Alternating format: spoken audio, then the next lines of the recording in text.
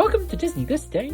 I'm Egon Bonkers, and on this day in 1906, director, animator, composer, and Disney legend Wilfred Jackson was born. In 1928, Jackson was the first person to figure out, how to sync animation with music for Steamboat Willie. He was promoted to an animator and then to a director of Silly Symphony shorts, 3 of which won Academy Awards. Jackson was known as Disney's most creative director, leading the way on Snow White and the Seven Dwarfs and many other milestone projects until 1961. And he was born 120 years ago today. Did you know about Jackson? Do you have a favorite project of his?